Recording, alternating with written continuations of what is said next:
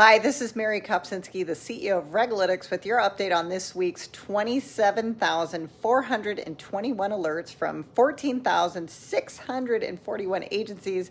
I'm recording this one from New Orleans because I've been asked by the Louisiana Department of Insurance to speak at their annual conference. I'm really excited about it because the topic is so interesting. I'm speaking on AI regulation in health insurance.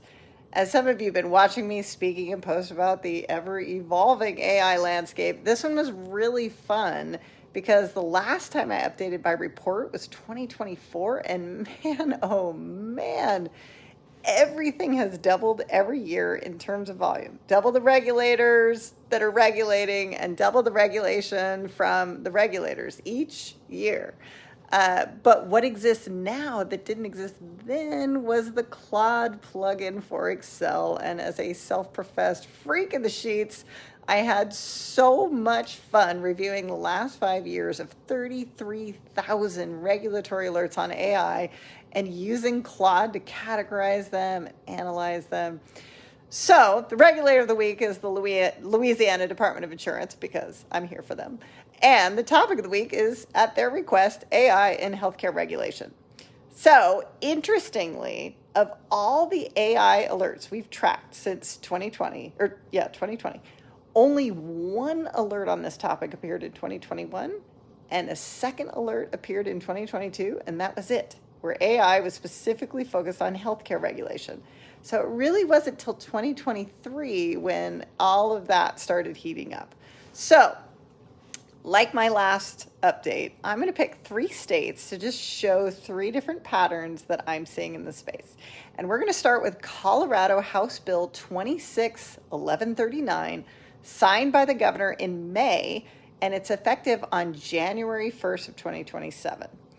It applies to any entity doing utilization review, which is a fancy word for when companies decide if they're going to cover your healthcare claims.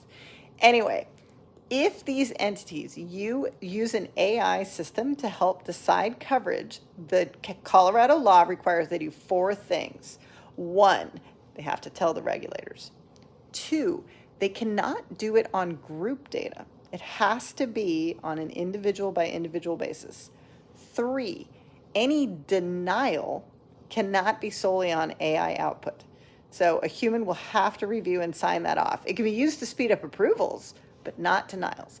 And finally, 4, and this has to do with another mental health related rule in Colorado, psychotherapy that is done via AI is not reimbursable, period, the end. Then there's Minnesota, which didn't bother with guardrails or limiting AI use. Senate Bill SF 3984 just prohibits health carriers from using any algorithm or AI in prior authorization decisions, period. There's no individualized review exception. There's no audit trail requirement. It's just a straight ban, okay? And then there's California, which has a lot of bills going on right now. SB 503 requires developers and deployers of AI systems used in healthcare to identify and mitigate any biased outputs.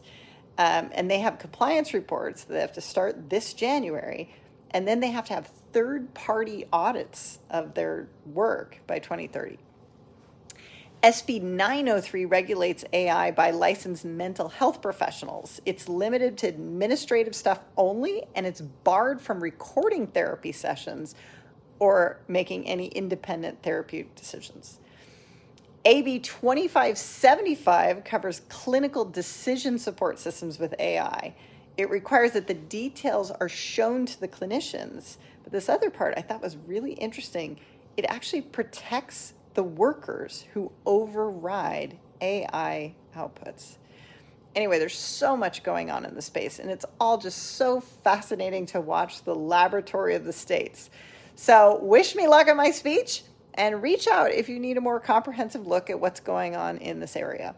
And that's it this week for RegAlytics. We have the global supply chain of the world's regulatory alerts in one very easy to use place. If you need a solution for anything related to regulation, give us a call.